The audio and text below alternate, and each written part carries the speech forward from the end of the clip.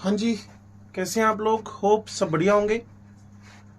तो बहुत शोर सुन लिया आपने यूट्यूब पे कि 2024 का सिलेबस बदल गया बदल गया बदल गया। तो आज आपको एग्जैक्ट एनालिसिस 2023 और 2024 का मिलने वाला है। तो केमिस्ट्री वाले सर हाजिर हैं एक लंबे गैप के बाद आपकी सर्विसेज में वापस। तो नीट एस्पिरेंट्स ध्यान से सुनिएगा एक एक बात को। केमिस्ट्री वाले सर आपको रियल बताएंगे कि हुआ क्या और क्या होने वाला है, तो कंफ्यूज मत होइएगा। जो सिलेबस आपके हाथ में आया है ऊपर जो होगा वो 2023 का होगा, ये 2023 का है, ठीक होगी बात। और इसके बाद जो होगा वो 2024 का। तो ध्यान से सुनिएगा क्या हटा और क्या रहा, ये हमारा टारगेट है। तो मोल कॉन्सेप्ट जिसको आप बोलते हैं, ये मोल कॉन्सेप्ट हुआ आपके पास, ठीक है जी। मोल कॉन्सेप्ट में general introduction, important and scope of chemistry, यहां था इंपोर्टेंस, ठीक है जी। वैसे ये वाला जो कट किया हुआ है, ये जो मार्च में आपका नीट का ब्रोशर ऑनलाइन इश्यू हुआ था वो है, जो एनटीए ने जारी किया था ना। तो general introduction, importance and scope of chemistry वो यहां गायब है। फिर लॉज ऑफ केमिकल कॉम्बिनेशन, यहां हमारे पास अगर थोड़ा सा हम ध्यान से जाएंगे तो लॉज ऑफ केमिकल कॉम्बिनेशन आपको ऐसा मिलने वाला है, ठीक होगी बात। फिर डोल्टन्स एटॉमिक थ्योरी, यहां से डोल्टन्स एटॉमिक थ्योरी वापस मिलने वाली है।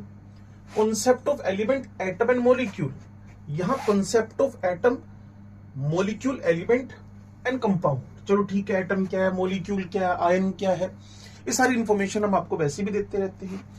मैटर एंड इट्स नेचर, तो एक क्रैमिंग वाला जो एनसीईआरटी के शुरू में वो जो 2-3 पेज है ना, जिसमें वो ड्रग्स के बारे में इंफॉर्मेशन दे रहा है, वो सब पार्ट इसमें अब कटिंग हो गया है। Importance and scope of chemistry.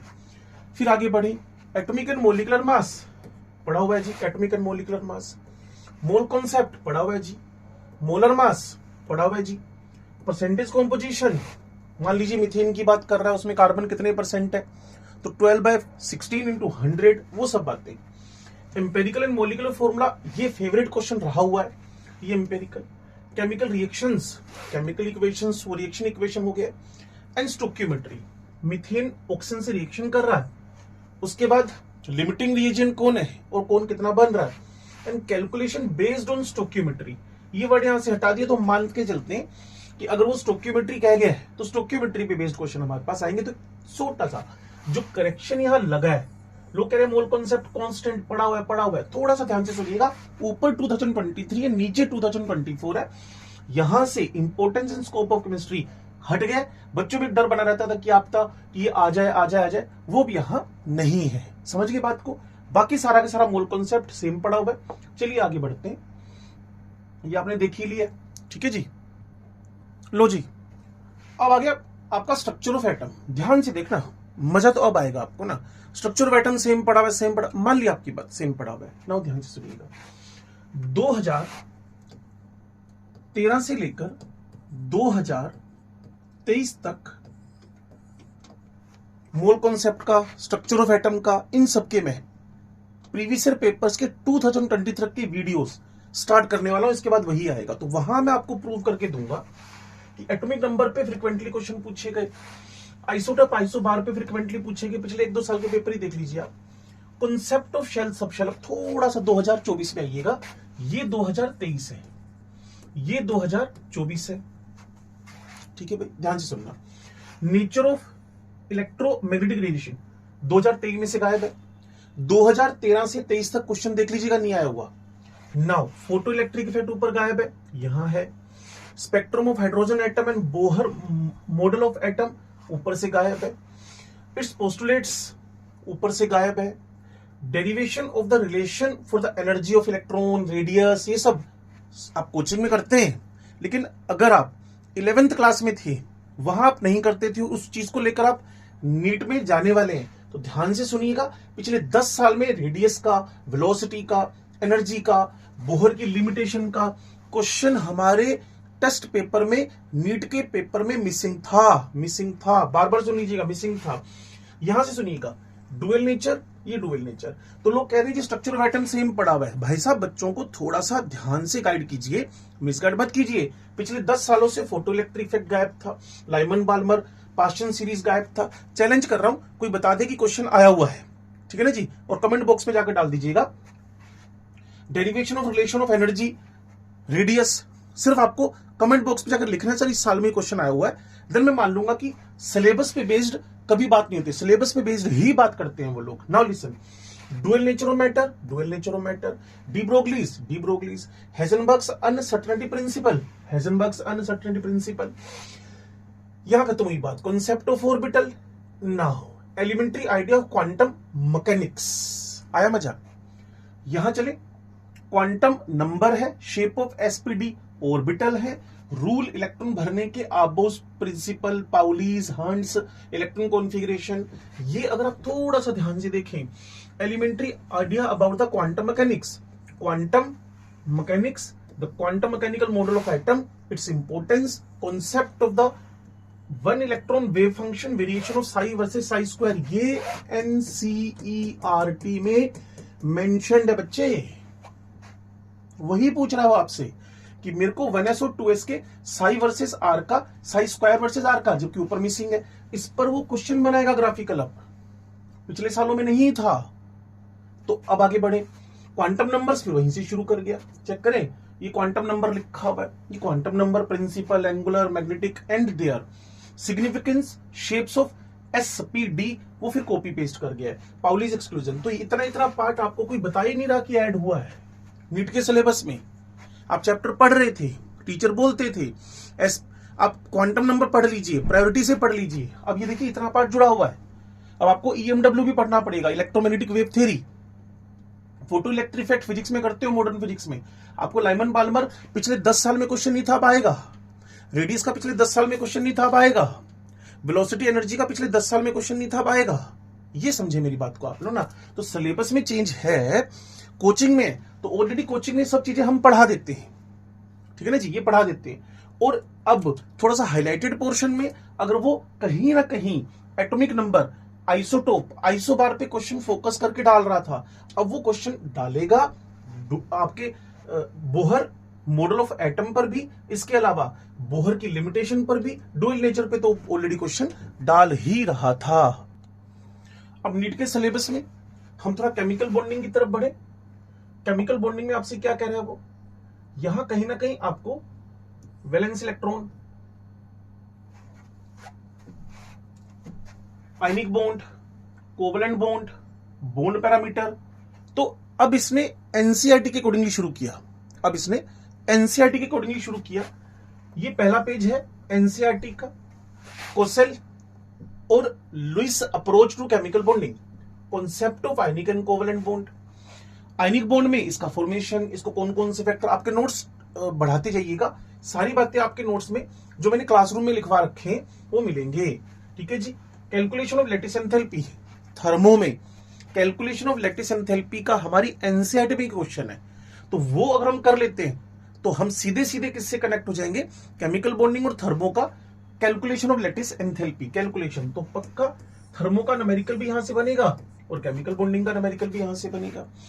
Covalent bonding, concept of electronegativity, फजान्स rule पढ़ने, डाइपोल मोमेंट पढ़ने, सारा के सारा एनसीईआरटी में जो था, ऊपर जो मिसिंग है वो यहां है। यहां देखिए अब आप वो क्या कर रहे हैं, quantum mechanical approach to covalent bonding, valence bond theory VBT हो गई, इट्स इंपॉर्टेंट फीचर्स हो गए, हाइब्रिडेशन में एसपीडी को इन्वॉल्व करते हो गया, रेजोनेंस हो गया। ऊपर देखिए एक बार, लुईस स्ट्रक्चर पहली लाइन मैच कर गई, polar character of covalent bond, difference of electron LP से वीबीटी हो गया, रेजोनेंस हो गया, ज्योमेट्री ऑफ वीएससीपीआरटी, कॉन्सेप्ट हाइब्रिडेशन। तो यहां कोई बहुत बड़ा मोटा मोटा चेंज मुझे नजर नहीं आ रहा है। थ्योरी ऑफ होमोन्यूक्लियर, तो H2, B2, C2, N2, O2, और उसके बाद हाइड्रोजन बॉन्डिंग है एमओटी में सिखाने के बाद।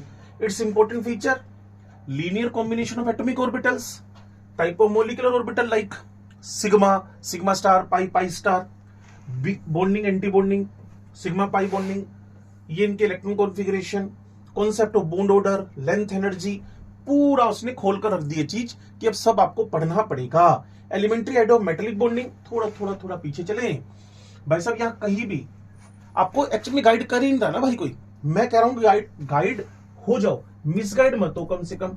आप अब सुन, किसी को सुनो अच्छी बात है, लेकिन उसको ध्यान से सुनो कि क्या वो 2023 का 2024 से कंपैरिजन कर रहा है। ऊपर मेटलिक बॉन्डिंग का नामो निशान नहीं है, यहाँ मेटलिक बॉन्डिंग इंट्रोड्यूस करवाई है। हाइड्रोजन बॉन्डिंग इसके एप्लीकेशन तो यहां पड़ेंगे अपने पास। आइस वाटर पे फ्लोट क्यों कर रही है, एप्लीकेशन है। कोई आइसक्रीम स्टिक जो आपकी कैंडी है, आइस कैंडी है, वो वुडन स्टिक पे क्यों टिकी हुई है और प्लास्टिक स्टिक पे क्यों वो गिर जाती है, ये इसके एप्लीकेशन है। दो आइस क्यूब्स को आपस में जोड़कर रखा, थोड़ी देर के लिए टच में रखे जुड़ जाएंगे, कारण क्या है, वो उसके एप्लीकेशन है। ये सब चीजें आपको इसमें मिलने वाली है।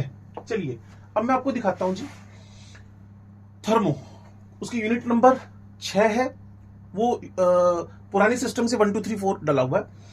First law of thermodynamics, internal energy and enthalpy, heat capacity, specific heat, यहां से उसने शुरू किया।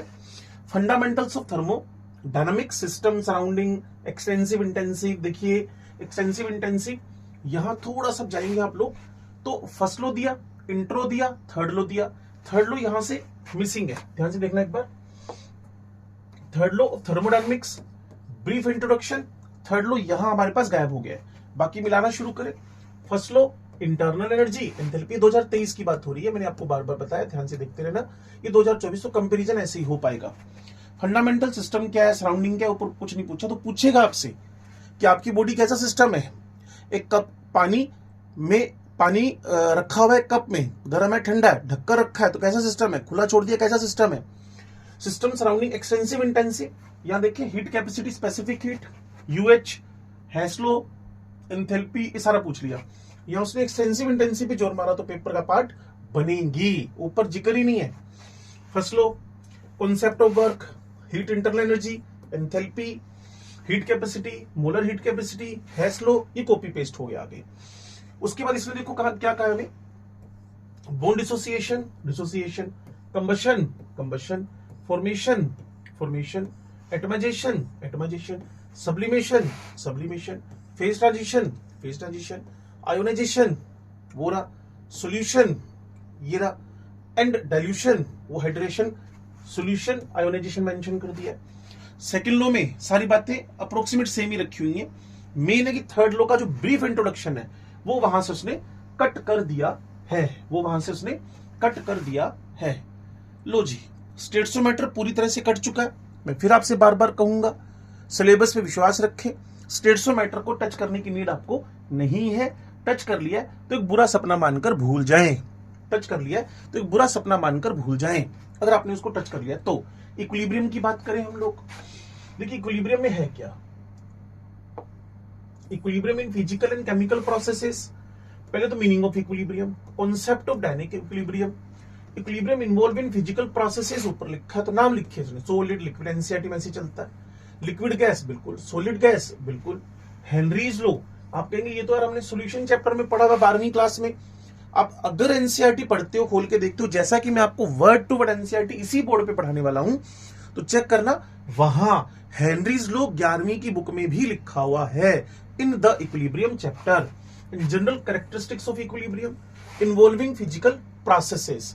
देन ये क्या लिख रहे हैं, dynamic nature, law of chemical equilibrium, equilibrium constant, factor affecting Le Chatelier, ionic. ये कह रहे जी केमिकल प्रोसेसेस में चले, फिजिकल के बाद law of chemical equilibrium, equilibrium constant KP and their significance, वही KP is equals to KC RT power delta N type से, significance of delta D delta G naught, factor affecting equilibrium concentration, pressure, temperature and effect of, then at least and Le Chatelier principle. अब थोड़ा सा आगे बढ़ोगे तो ionic equilibrium दिख जाएगा, यहां से हमारा आयनिक इक्विलिब्रियम शुरू हो रहा है, आयनिक इक्विलिब्रियम यहां से। तो ionic equilibrium, ionisation of acid base, weak and strong electrolyte, ionisation. तो कोई बहुत बड़ा यहां चेंज मुझे ऑब्जर्व नहीं होता है, पीएच भी पूछ रहा है तो यहां भी हमसे acid base equilibria, multi stage ionisation याद रखिएगा, वेरी वेरी इंपॉर्टेंट क्वेश्चन, साफ साफ मेंशन कर रहा है। अब देखिए इसने क्या कहा, आयोनाइजेशन ऑफ वाटर, ये सारे आपको आयोनाइजेशन कांस्टेंट, हाइड्रोलाइसिस जो केडब्ल्यू है और आयोनाइजेशन कांस्टेंट क्या वो दोनों सेम है पानी का, तो आपको समझना पड़ेगा वो दोनों सेम नहीं है, ये हमारे लेक्चर में मिलेगा आपको। PH scale, common and effect, hydrolysis of salts, hydrolysis of salts, देखो हाइड्रोलाइसिस ऑफ सोल्ट। अब थोड़ा सा 2013 से लेकर 2023 के पेपर देखना एक बार, प्लीज पेपर देखना, नहीं तो मैं आपको इस बोर्ड पे दिखाऊंगा। वो सच में एलिमेंट्री आइडिया दे रहा था। अब आपसे वो पूछेगा what type of hydrolysis, what is the nature of salt and what is the pH, ये सारे न्यूमेरिकल बनने वाले हैं, and pH of their solution. देखो कितनी अच्छी बात, पीएच ऑफ देयर सॉल्यूशन, जबकि यहां साफ साफ कह रहा है एलिमेंट्री आइडिया। अगर फर्क समझ में आए तो बोलिएगा जरूर। सोल्युबिलिटी ऑफ स्परिंगली सोल्यूबल, ये मैं कह रहा था कि हम यहां सबसे इंपॉर्टेंट बात मान के चलते हैं कि बफर सॉल्यूशन का जिक्र है, और यहां उसने सोल्युबिलिटी ऑफ, थोड़ा सा दिख रहा है आपको क्या मिसिंग हो गया, pH scale common and hydrolysis, pH solubility, ये देखो ये लास्ट में आ गया। यहां बफर है, हेंडरसन इक्वेशन है, बफर सॉल्यूशंस लिखा, ठीक है जी, हेंडरसन इक्वेशन स्पेशली मेंशन था। चलो आप थोड़ा कंपटीशन लेवल पे तैयारी कर रहे हो तो पढ़ लेना, इसमें कोई आपका कुछ घटता नहीं है। इसको बफर को आगे बढ़े, solution, different method of experiment, concentration, ये सब कॉमनली वही चल रहा है। लास्ट मिला ले वेंटो फैक्टर है तो यहां भी वेंटो फैक्टर है, इसके सिग्निफिकेंस है, बस इसने वेंटो फैक्टर लिखा तो हमें करना ही पड़ेगा। रेडॉक्स इलेक्ट्रोकेमिस्ट्री मैंने यहां काट के रख दिया है। अगर 2023 का ब्रोशर डाउनलोड करके आप सिलेबस देखेंगे एनटीए से तो रेडॉक्स इलेक्ट्रोकेमिस्ट्री अलग अलग रखे थे, देखो 8 नंबर और यहाँ 3 नंबर है, हाँ? लेकिन ये इकट्ठा लिख दिया यूनिट 7 बनाकर। Concept of oxidation reduction, electronic concept of oxidation reduction, वो कह रहा है कि H टूटना, H का जुड़ना, ऑक्सीजन का जुड़ना, ऑक्सीजन का निकलना, क्लोरीन का जुड़ना, क्लोरीन का, ये सब छोड़ दो, इलेक्ट्रॉनिक कॉन्सेप्ट ऑफ रेडॉक्स सीखो। Oxidation number, rules for assigning oxidation number, balancing of redox reaction, सब आप करने वाले। इस बार 2023 में बैलेंसिंग का सेक्शन 2 में क्वेश्चन आप देख भी चुके हो ऑलरेडी। इलेक्ट्रोकेमिस्ट्री में रेडॉक्स रिएक्शन, कंडक्टेंस इन इलेक्ट्रोलाइटिक सॉल्यूशंस, तो यहां क्या कर गया जी वो इलेक्ट्रोलाइटिक एंड मेटेलिक कंडक्टेंस, फिर कोलराउश, फिर सब बातें कॉमनली आपको पता है। लेकिन एक चीज अगर मैं थोड़ा सा ध्यान से आपको ऑब्जर्व करवाऊं तो शायद आप देखना पसंद करेंगे, ध्यान से सुनिएगा। जब मैं रेडॉक्स इलेक्ट्रोकेमिस्ट्री से इलेक्ट्रोकेमिस्ट्री पढ़ रहा हूं तो नीचे चलते चलते मुझे fuel cell, fuel cell, fuel cell, oh corrosion, यहां ढूंढू फ्यूल सेल, और यहां ये कोरोजन पूरी तरह से 2024 में क्या हो गया जी, मिसिंग हो गया। कोरोजन 2024 में मिसिंग हो गया है। तो मैं फिर बार बार आपसे कहूंगा प्लीज बात को ध्यान से सुनिएगा। यहां मेरे पास कोरोजन की बात सिलेबस में थी 2023 में, यहां कोरोजन की बात फ्यूल सेल के बाद उसने नहीं की है। ड्राई सेल है, लेड स्टोरेज बैटरी है, क्लियर, गिब्स फ्री एनर्जी का चेंज का फॉर्मूला सब है। जो नहीं है वो मैंने आपको बता दिया है, कोरोजन वहां से मिसिंग है, ठीक है जी। तो सिलेबस को ध्यान से सुन लीजिएगा। वर्ड टू वर्ड कंपैरिजन मैं 2023 का 24 का कर रहा हूं, यहां कोई बहुत बड़ा चेंज मुझे नजर नहीं आ रहा है। उसने कहा collision theory of bimolecular gases, no derivation, Arrhenius equation है और एलिमेंट्री आइडिया वो लगभग सेम सा चल रहा है, तो कोई बहुत बड़ा चेंज यहां नहीं है। ये पीरियोडिक टेबल है, यहां भी कोई बहुत बड़ा चेंज आपको ऑब्जर्व नहीं होगा, ठीक है जी। जिसे यहां इलेक्ट्रॉन गेन एंथैल्पी, तो यहां भी इलेक्ट्रॉन गेन एंथैल्पी वो लगभग सेम सा ही चल रहा है। ये पी ब्लॉक एलिमेंट है, इसमें बड़ा डेंजरस चेंज आया है। क्या चेंज आया, थोड़ा सा मेरे साथ टिकना और बात को सुनना और समझना। तो पहले मैं आपको क्या करूंगा, 2024 के सिलेबस पे लेके जाऊंगा। ये 2024 का सिलेबस है, ये 2024 का सिलेबस है। 2024 के सिलेबस को सुनिएगा। इलेक्ट्रॉन कॉन्फ़िगरेशन, बिल्कुल ठीक है जी। इलेक्ट्रॉन कॉन्फ़िगरेशन में मेरे पास general trends in the physical and chemical properties of elements, क्या लिखा बच्चे, एलिमेंट्स, एलिमेंट्स, एलिमेंट्स। अगर आप बात को सुन पा रहे हैं, across the periods and down to the group, unique behaviour of the first member, मतलब पहले मेंबर का एनोमलस बिहेवियर आपको पढ़ना है। इतनी बात समझ में आती है। अब मैं 2024 से 2023 की तरफ बढ़ता हूं, ठीक है। ये देखो, ये मैं ग्रुप नंबर 13 ले लूं, ध्यान से सुनिए। जो जो बातें मुझे कॉमन लगती हैं वहां तो मैं जाऊंगा ही जाऊंगा। जनरल इंट्रो, हाँ ठीक है।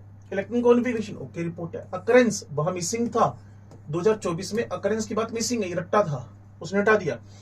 वेरिएशन ऑफ प्रॉपर्टीज, ठीक है। ऑक्सीडेशन स्टेट, ठीक है। टेंडेंट chemical reactivity, okay. Anomalous property, जो पहला मेंबर अलग प्रॉपर्टी दिखाता है, ये भी ओके रिपोर्ट है। बोरॉन मिसिंग है। Important compounds missing, borax missing, boric acid missing, boron hydrate missing, aluminium uses, reaction, acid with alkalies, सब मिसिंग। नए सिलेबस में जो है वो मैंने आपको बताया। Now allotropic missing, physical and chemical properties uses some important compound, सब मिसिंग। सिलिकॉन मिसिंग, टेट्राक्लोराइड मिसिंग, ये सब मिसिंग, ये सब मिसिंग, ये सब मिसिंग। तो अगर ये सब मिसिंग लग रहा है और सिलेबस का कंपैरिजन आप कर रहे हो मेरे साथ में केमिस्ट्री वाले सर, तो ध्यान से सुनिएगा। यहां फास्फोरस एलोट्रोप्स, फास्फोरस के allotropes missing, compound of phosphorus preparation properties phosphine missing, PCl3 missing, oxo acids missing. यहां से अगर बात करूं SO3 missing, allotropes missing, sulphuric acid missing, industrial process manufacturing of the oxo acid sulphur missing. ठीक है जी। यहां चलो इंट्रालोजन मिसिंग, ये सब कंपाउंड्स वगैरह मिसिंग है। ओके, तो ध्यान से सुनिएगा जो जो बात मैं आपसे कह रहा हूं, तभी आप सक्सेसफुली नीट 2024 की तैयारी कर पाएंगे। ये पी ब्लॉक में सिर्फ इतनी बात है। ग्रुप 13 से 18 पढ़ना है, इलेक्ट्रॉन कॉन्फ़िगरेशन पढ़ना है, जनरल ट्रेंड पढ़ने किनके, मैंने कम से कम इसको 10 टाइम्स, कम से कम, अब मानेंगे नहीं, मैंने इसको 10 बार पढ़ा है कि कहीं कंपाउंड तो नहीं लिख दिया है, आपका नुकसान तो नहीं हो जाएगा कहीं, नहीं बिल्कुल नहीं। एलिमेंट कहा है उसने अक्रॉस द पीरियड, यानी आप ऐसे चले, डाउन टू द ग्रुप आप ऐसे चले, फिर एलिमेंट्स के हम फिजिकल एंड केमिकल प्रॉपर्टीज को पढ़ें। इसके अलावा जो पहला मेंबर आपके पास है वो पढ़ें, ठीक है, जिसका एनोमलस बिहेवियर पढ़ें। नाउ DNF, तो कोई बहुत बड़ा चेंज मुझे इसमें नजर आ नहीं रहा है, इसको आप ऐसा पढ़ लें। कोऑर्डिनेशन में कुछ बहुत बड़ा चेंज मुझे लग नहीं रहा है, तो आप ऐसे कैसे पढ़ लें, पूरा चैप्टर आप पढ़ ही लें। ऑर्गेनिक केमिस्ट्री में क्या हुआ है देखो, उसने कहा जनरल इंट्रो, ठीक है जी, एक बार देख ही लेते हैं। वैसे इसमें कोई बहुत बड़ा चेंज मुझे लग नहीं रहा है। तो जैसे कि उसने कहा crystallisation, sublimation, distillation, different extraction, chromatography principle, their application, ठीक है ना जी। तो कुछ ऐसे ही है, method of purification, quantitative qualitative दोनों, जेल्डोल मेथड, ड्यूमास मेथड, इस पे क्वेश्चन प्रॉपरली बन रहे हैं। IUPAC nomenclature of organic compound, लो जी, ये आगे पेज पर आपको दिख जाएगा। इलेक्ट्रॉनिक डिस्प्लेसमेंट, ये सब इंडक्शन, ये सब नॉर्मल पड़ा हुआ है। यहां क्वांटिटेटिव में नाम लिख दिया एलिमेंट्स के, और फिर उसने कह दिया कि numerical problem in organic quantitative, qualitative के साथ में क्वांटिटेटिव पर भी आप बात करें, वो ड्यूमा वगैरह सब कुछ सेम है। ये 2023 का सिलेबस है, 2024 का सिलेबस है। बस जो मुझे दिखा वो अगर आपको दिखेगा तो मजा आएगा।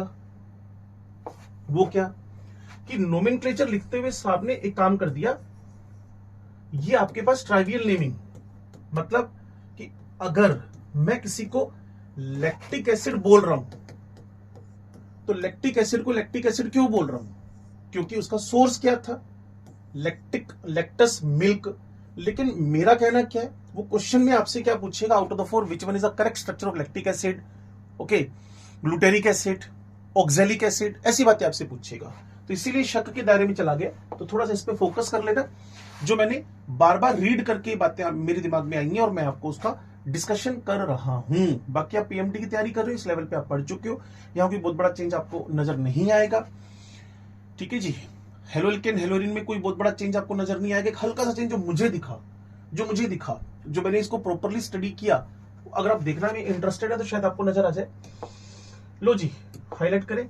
हाईलाइट करने में ये देखिएगा क्या पढ़ने में आ रहा है, optical rotation.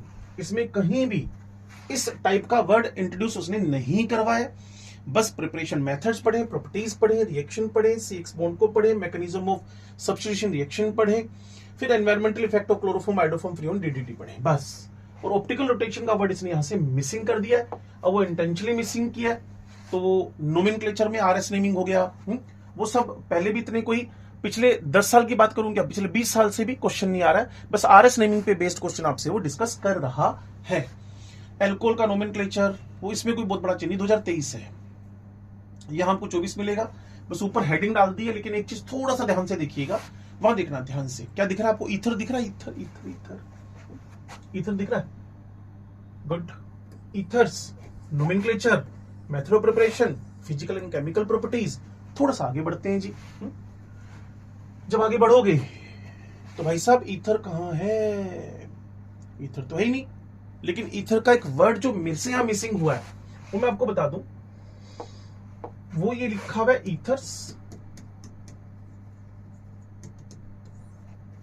And structure only,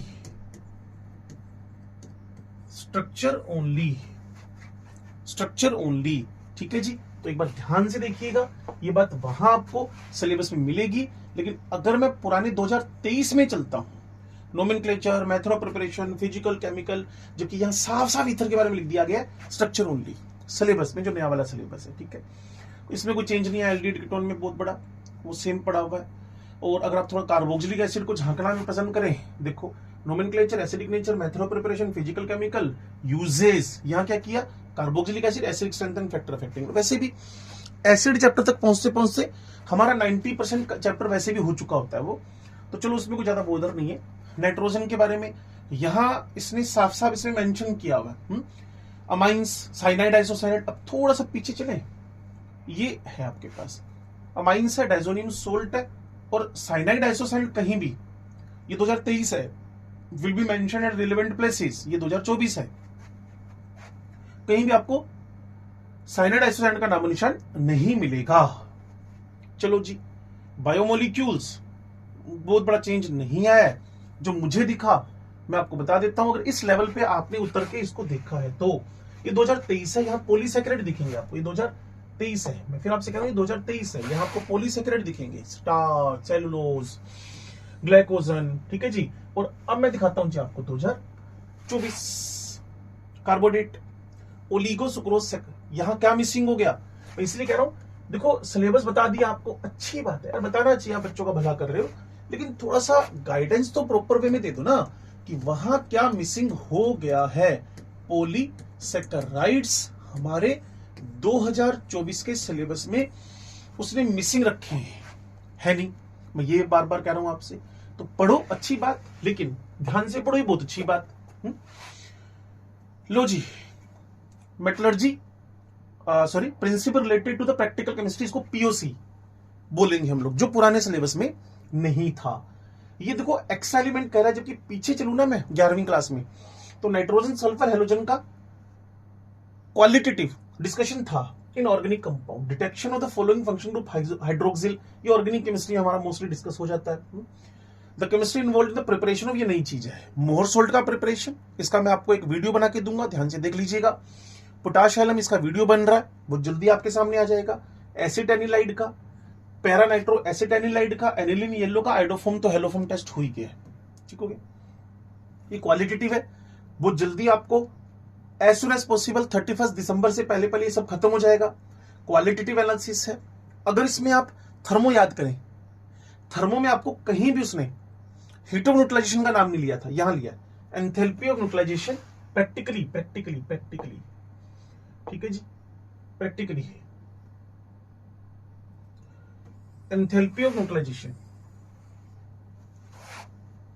ये थर्मोडायनेमिक्स की थ्योरी में मिसिंग था, ये थर्मोडायनेमिक्स की थ्योरी में मिसिंग था। प्रिपरेशन ऑफ लायोफिलिक, सरफेस सेप्टर है नहीं, लेकिन उससे रिलेटेड उसने डाल दिया। काइनेटिक थ्योरी, अब आप पूछेंगे सर लायोफोबिक, लायोफिलिक में आएगा क्या? भाई साहब ऊपर लिखा क्या उसने, केमिकल प्रिंसिपल इन्वॉल्व्ड, तो मैं बताऊंगा आपको। चाहे हम सरफेस केमिस्ट्री की हेडिंग डालकर या इसी हेडिंग को डालकर आधा घंटा डिस्कस कर लें, लेकिन प्रिपरेशन ऑफ लायोफिलिक, लायोफोबिक के बारे में डिस्कशन जरूर करेंगे, जरूर करेंगे। काइनेटिक स्टडी ऑफ, इस पे भी हमारा आधे घंटे का एक वीडियो बनेगा। और जो 5-7 क्वेश्चन जुड़ते होंगे उसके बारे में बात कर लेंगे हम लोग। ये न्यूली एडिड पार्ट है। ये स्टेट्सोमेटर मैंने आपको पहले बता ही दिया था, डिलीटेड हो गया। हाइड्रोजन डिलीटेड हो गया, एस ब्लॉक आपका डिलीटेड हो गया, सब बलिदान हो गए। एनवायरमेंटल डिलीटेड हो गया। सॉलिड स्टेट थोड़ा सा आपको 3D में डर लगता था, डिलीटेड हो गया। सरफेस केमिस्ट्री डिलीटेड हो गया। सरफेस केमिस्ट्री में अगर मैं आपको दिखाऊं ना, तो उसने कहीं ना कहीं लायोफिलिक, लायोफोबिक के बारे में हमें बात कर रखी है। देखो ये लायोफिलिक, लायोफोबिक ये वाला, ठीक है। और इसका अलग से उसने प्रैक्टिकल डिस्कशन हमसे कर लिया। और ये मेटलर्जी डिलीटेड पोर्शन में चला गया, पॉलीमर्स डिलीटेड पोर्शन में चला गया, chemistry everyday life deleted portion में चला गया। तो भाई साहब ये एग्जैक्ट हमारे आधे घंटे का डिटेल स्टडी था। तो केमिस्ट्री वाले सर आपको बिल्कुल वही बताएंगे जो होने वाला है। और फिर मैं इसके एविडेंसेस दूंगा कल से, जिसमें मैं आपको बताऊंगा कि स्ट्रक्चर ऑफ एटम में 2013 से 2023 तक ना बोहर का, रेडियस का, वेलोसिटी का, लाइमन बाल्मर पाशन का क्वेश्चन नहीं पूछा, लेकिन वो पूछेगा। इसके अलावा फोटो इलेक्ट्रिक इफेक्ट का क्वेश्चन 2013 से पहले दिखेंगे आपको हमारी केमिस्ट्री में, अब वो दिखने शुरू हो जाएंगे 2023 के बाद 2024 में। तो ये छोटी छोटी बातें जो आपको माइन्यूटली सिलेबस क्या है उसको जानना है तो फिर मेरे चैनल से आपको जुड़ना ही पड़ेगा। तो ये धमाकेदार वीडियो शेयर करें, जमकर शेयर करें, लाइक करें और फिर लोगों को बताएं कि केमिस्ट्री वाले सर ही आपको एक सही इंफॉर्मेशन प्रोवाइड करवा रहे हैं। टीचर सब पढ़ा रहे हैं, सब अच्छे हैं, लेकिन थोड़ा सा मेरा मानना है कि अगर आप डिटेल स्टडी कर लो तो बच्चे का भला हो जाएगा। और सबका मोटो एक ही है, बच्चे का भला हो। तो ठीक है, फिर मिलके करते हैं बच्चों का भला। थैंक यू इस वीडियो को देखने के लिए। मिलते हैं जल्दी कल एक नई वीडियो के साथ। Thank you.